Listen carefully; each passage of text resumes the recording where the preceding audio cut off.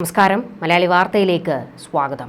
American നിർമ്മിത patriot വ്യോമ പ്രതിരോധ സംവിധാനങ്ങൾ ഇസ്രയേൽ രഹസ്യമായി യുക്രൈന് കൈമാറി. ഇതോടൊപ്പം ബങ്കർ ബസ്റ്റർ ബോംബുകളും യുക്രൈനിൽ എത്തിച്ചുവെന്നാണ് റിപ്പോർട്ടുകൾ. യുക്രൈനിലെ ഇസ്രയേൽ അംബാസഡർ മിഖായേൽ ബ്രോഡ്സ്കിയാണ് റഷ്യയെ പ്രകോപിപ്പിക്കുന്ന ഈ വെളിപ്പെടുത്തൽ നടത്തിയിരിക്കുന്നത്. വിഷയം പുറത്തായതോടെ കൊലവെറിയിൽ പുടിൻ കളത്തിലേക്ക്. ഇസ്രയേൽ ചെയ്ത ഒരു തെറ്റിന് വലിയ വില നൽകേണ്ടി വരും. ജൂതരാഷ്ട്രം കത്തിക്കുമെന്ന് റഷ്യൻ ഭരണകൂടത്തിന്റെ പ്രഖ്യാപനം.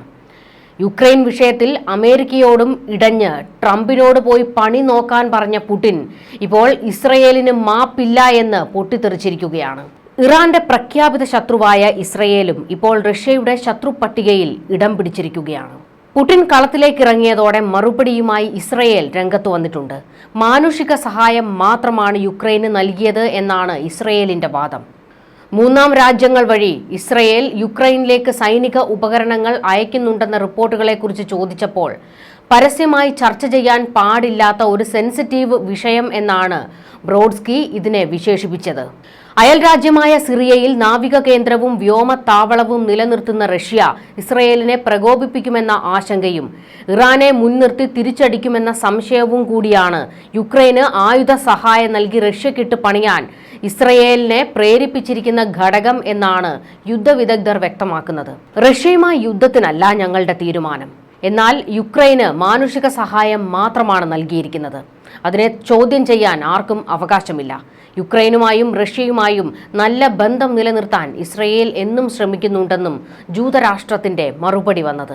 ജനുവരിയിൽ ആക്സിയോസ് റിപ്പോർട്ട് ചെയ്തത് പ്രകാരം അമേരിക്ക ഇസ്രയേലിൽ നിന്നും ഏകദേശം 90 പാട്രിയറ്റ് മിസൈലുകൾ യുക്രൈനിലേക്ക് എത്തിച്ചിട്ടുണ്ട്.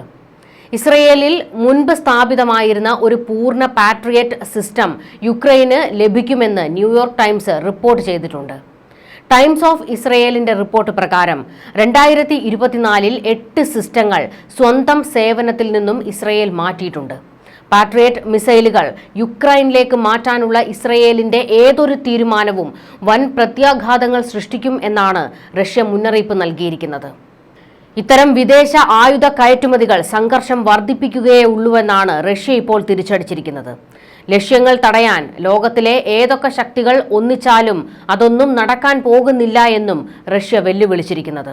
പുതിയ സാഹചര്യത്തിൽ റഷ്യയുടെ ശത്രു പട്ടികയിൽ ഇസ്രയേൽ കൂടി ഇടം പിടിച്ചത് പശ്ചിമേഷ്യയിലെ സംഘർഷങ്ങളെയും ഇനി കാര്യമായി സ്വാധീനിക്കും. റഷ്യയുടെ ഭീഷണിക്ക് മറുപടിയുമായി ഇസ്രയേൽ മാധ്യമങ്ങളിലൂടെ ചില ലേഖനങ്ങൾ പുറത്തു വന്നിരുന്നു. അതിൽ പുടിനെ രൂക്ഷമായി വിമർശിക്കുന്നുണ്ട്. യുക്രൈന് ആയുധം കൊടുത്തപ്പോൾ പൊള്ളിയ റഷ്യ പറയുന്നത് വിദേശ ആയുധ കയറ്റുമതികൾ സംഘർഷം വർദ്ധിപ്പിക്കുകയേ ഉള്ളൂ എന്നാണ്. റഷ്യൻ സർക്കാരിന്റെ ഈ വാദം എത്ര ബാലിശമാണ്. ഇസ്രയേലിൽ ആക്രമണം നടത്താനും ഇറാന്റെ ആണവ പരീക്ഷണങ്ങൾക്ക് സപ്പോർട്ടും ചെയ്യുന്ന പുടിന് ഇതിനെക്കുറിച്ച് പറയാൻ എന്ത് യോഗ്യതയാണുള്ളത് എന്ന് ഇസ്രയേലി മാധ്യമങ്ങൾ വിമർശിക്കുന്നത്. ഗാസയിൽ ഇസ്രയേൽ ഹമാസ് ഘോര യുദ്ധം നടക്കുമ്പോൾ ഇറാനിൽ ഭൂകമ്പങ്ങൾ സംഭവിച്ചു. അന്ന് ആണവ പരീക്ഷണങ്ങൾ നടന്നു എന്നാണ് CIA കണ്ടെത്തിയത്. ഇറാനിൽ ആണവ പരീക്ഷണങ്ങൾ നടത്തുന്നതിന് റഷ്യൻ സംഘം ടെഹ്റാനിൽ എത്തിയെന്നും മൊസാദും CIAയും ചൂഴ്ന്നെടുത്ത വിവരമായിരുന്നു. ഇറാൻ ആണവ സഹായം ആവശ്യപ്പെട്ടാൽ ചെയ്തു കൊടുക്കുമെന്നായിരുന്നു റഷ്യയുടെ നിലപാട്. ഇസ്രയേലിന് നേർക്കുള്ള ഇറാൻ ആക്രമണങ്ങളെ പിന്തുണയ്ക്കുന്ന റഷ്യയാണ് ജൂതരാഷ്ട്രത്തെ ചട്ടം പഠിപ്പിക്കാൻ വരുന്നത് എന്ന വിമർശനം പുടിന് നേരെ ഇപ്പോൾ ഇസ്രയേൽ ശക്തമാക്കുന്നത്. ഇസ്രയേലിനെ സംബന്ധിച്ചിടത്തോളം റഷ്യയെ ശത്രുപക്ഷത്ത് നിർത്തണമെന്നില്ല. എന്നാൽ ഇറാന് പൂർണ്ണ പിന്തുണ കൊടുക്കുന്ന പുടിന്റെ നിലപാടിനോട് കടുത്ത എതിർപ്പാണ് ഇസ്രയേലിനുള്ളത്. ഇറാന്റെ ആണവ പരീക്ഷണങ്ങൾക്ക് എല്ലാ സഹായവും റഷ്യയാണ് നൽകുന്നത്. ഇത് ഇസ്രയേലിന് പൊറുക്കാനാകുന്നതല്ല. കൂടാതെ ഹൂതി, ഹിസ്ബുള്ള സംഘങ്ങളുടെ കൈവശം റഷ്യൻ ആയുധങ്ങളുണ്ട്. ഇത് ഇറാൻ വഴി കൈമറിഞ്ഞു പോകുന്നതാണ്.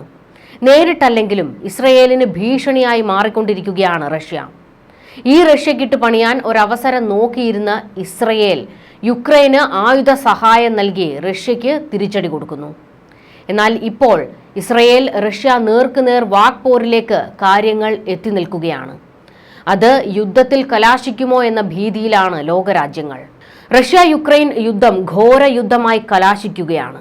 റഷ്യയിലെ വ്യോമത്താവളത്തിന് നേരെ യുക്രൈൻ നടത്തിയ ഡ്രോൺ ആക്രമണത്തിന് ശേഷം വൻ ആക്രമണ പരമ്പരയാണിപ്പോൾ യുക്രൈനിൽ അരങ്ങേറുന്നത്. യുക്രൈൻ തലസ്ഥാനമായ കീവിൽ ഉൾപ്പെടെ ജൂൺ 9 നടന്ന റഷ്യൻ ആക്രമണത്തിൽ യുക്രൈൻ കത്തിപ്പടർന്നുകൊണ്ടിരിക്കുന്ന കാഴ്ചകളാണ് ലോകത്ത് ദൃശ്യമാകുന്നത്. 3 വർഷത്തെ യുദ്ധത്തിലെ ഏറ്റവും വലിയ രാത്രികാല ഡ്രോൺ ബോംബ് ആക്രമണങ്ങളാണ് നടന്നുകൊണ്ടിരിക്കുന്നത്. റഷ്യ യുക്രൈനിലേക്ക് ഏകദേശം 500 ഡ്രോണുകൾ വിക്ഷേപിച്ചുവെന്നാണ് യുക്രൈനിയൻ വ്യോമസേന തന്നെ ഇപ്പോൾ വ്യക്തമാക്കിയിരിക്കുന്നത്. 479 ഡ്രോണുകൾക്ക് പുറമെ ഞായറാഴ്ച മുതൽ തിങ്കളാഴ്ച വരെ യുക്രൈനിന്റെ വിവിധ ഭാഗങ്ങളിൽ വിവിധ തരം മിസൈലുകളും റഷ്യ തൊടുത്തുവിട്ടതായിട്ടാണ് യുക്രൈൻ വ്യക്തമാക്കുന്നത്. പ്രധാനമായും മധ്യ പടിഞ്ഞാറൻ മേഖലകളെ ലക്ഷ്യമിട്ടാണ് ഈ ആക്രമണങ്ങളൊക്കെയും നടക്കുന്നത്. ആഴ്ചകളായി ഏറ്റുമുട്ടൽ നടക്കുന്ന നിപ്രോ പെട്രോവ്സ്ക് പ്രവിശ്യയിലെ തന്ത്രപ്രധാനമായ പ്രദേശം റഷ്യ പിടിച്ചെടുത്തതോടെ കിഴക്കൻ പ്രവിശ്യയായ ഡോണറ്റ്സ്കിൽ ചെറുത്തുനിൽപ്പ് തുടരുന്ന യുക്രൈൻ സേന ശരിക്കും പത്മവ്യൂഹത്തിൽപ്പെട്ട അവസ്ഥയിലാണ് ഉള്ളത്. യുക്രൈനിന്റെ നല്ലൊരു ഭാഗവും കൈവശപ്പെടുത്തിയ റഷ്യ പൂർണ്ണമായും യുക്രൈനെ പിടിച്ചെടുക്കുമെന്ന ഭയത്താൽ യുക്രൈൻ സൈനികരും വലിയ ആശങ്കയിലേക്ക് ഇപ്പോൾ വീണിരിക്കുകയാണ്. അതേസമയം റഷ്യയിലെ വ്യോമതാവളത്തിലേക്ക് വളരെ പ്ലാൻ ചെയ്ത് യുക്രൈൻ നടത്തിയതായി വിലയിരുത്തപ്പെടുന്ന ഡ്രോൺ ആക്രമണങ്ങൾ പോലും യുക്രൈനെതിരെ നശീകരണ ശേഷിയുള്ള ആയുധങ്ങൾ പ്രയോഗിക്കാൻ റഷ്യ ഉപയോഗപ്പെടുത്തുന്നതായാണ് ഇപ്പോൾ വിവരങ്ങൾ പുറത്തുവരുന്നത്. യുക്രൈനും നാറ്റോ രാജ്യങ്ങളും ചേർന്ന് റഷ്യക്കെതിരെ വൻ പദ്ധതികളാണ് ആസൂത്രണം ചെയ്യുന്നത്. റഷ്യയ്ക്ക് നേരെ പ്രത്യക്ഷത്തിൽ യുദ്ധം നടത്തുന്നത് യുക്രൈൻ ആണെങ്കിലും അവർ ഉപയോഗിക്കുന്നതേറെയും നാറ്റോ രാജ്യങ്ങൾ നൽകിയ ആയുധങ്ങളും ടെക്നോളജിയുമാണ്. അതുകൊണ്ട് തന്നെ ഇതിന്റെ എല്ലാം കരുത്ത് എത്രത്തോളമാണ് എന്നത് റഷ്യ ഇപ്പോൾ മനസ്സിലാക്കി കഴിഞ്ഞിട്ടുണ്ട്. റഷ്യ ഇനി എന്താണ് ചെയ്യാൻ പോകുന്നത് എന്നത് വ്ളാഡിമിർ പുടിൻ അല്ലാതെ ലോകത്തെ മറ്റൊരു ശക്തിക്കും അറിയാനും കഴിയുകയില്ല. ജർമ്മനി ഇപ്പോൾ തന്നെ ബങ്കറുകൾ നിർമ്മിച്ചു തുടങ്ങിയിട്ടുണ്ട്. ബ്രിട്ടനും പ്രതിരോധ സംവിധാനങ്ങൾക്കാണ് മുൻഗണന നൽകുന്നത്. അതുപോലെ തന്നെ മറ്റ് യൂറോപ്യൻ രാജ്യങ്ങളും എങ്ങനെ റഷ്യൻ ആക്രമണത്തെ പ്രതിരോധിക്കാം എന്ന ആശങ്കയിലാണ്. അമേരിക്കയുടെ അലാസ്ക റഷ്യയുടെ തൊട്ടടുത്ത് കിടക്കുന്ന പ്രദേശമായതിനാൽ അമേരിക്കയെ സംബന്ധിച്ചും അതൊരു സുരക്ഷാ ഭീഷണി തന്നെയാണ്.